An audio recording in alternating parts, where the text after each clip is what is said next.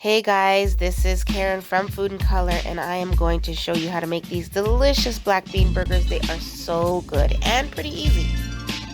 So we're going to start off with some pretty simple ingredients: chopped garlic, onion, scallion, little thyme. We got some parsley, some chopped peppers. You're also going to need your spices like cayenne paprika and some powdered garlic. We also have our black beans as well as some brown rice and quinoa that's all ready to go.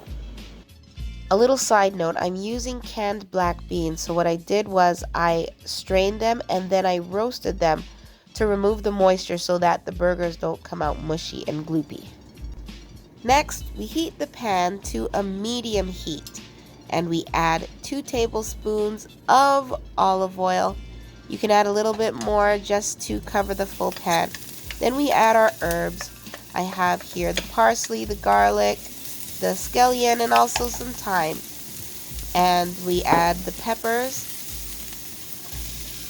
and allow the peppers to get a little bit softened.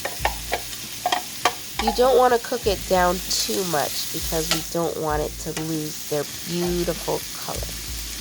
Next, we add some salt, some garlic powder, and some black pepper, and we listen to that sizzle. Next up, we grab the food processor, or if you have a food chopper, and chop the black beans and rice together. We don't want it to be too mushy or too pasty, just enough to have a good crumble and a nice texture. It may appear to be a little bit dry right now, but that's okay because we add the other ingredients that will add a little bit more of moisture. I'm added the sauteed pepper mixture to the black bean and the rice, and we mix that together.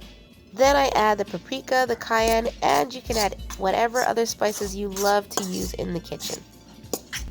Now we're going to need to bind the burgers together, and since this is a vegan recipe, we're using flax meal. And what we'll do is add 2 tablespoons of water to 1 tablespoon of flax meal. And we mix that together and let it sit for about 5 minutes, after which it will have an egg-like consistency. Then we add the gluten-free panko crust to help with the binding.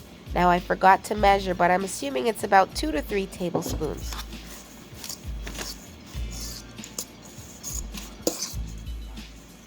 We get that all mixed in, make sure that it's all evenly spread out, and then we add the flax meal mixture.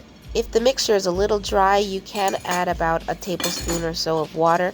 Just don't add too much because we don't want the mixture to get too mushy. Now I like my burgers to be even and consistent, so I brought out my egg rounder and I am just adding the mixture to the rounder so it can have a nice even shape.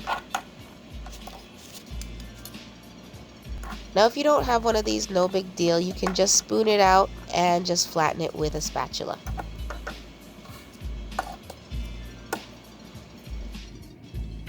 Now we're back to the pan on a medium heat, nicely oiled with your favorite cooking oil.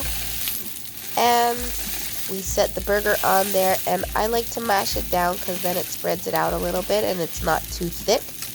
And we just keep that sizzle till it's cooked through and beautifully browned. And there you have it, our lovely black bean burger. Here I have it on a gluten-free bread with my favorite toppings. So ready to enjoy. Thanks for watching.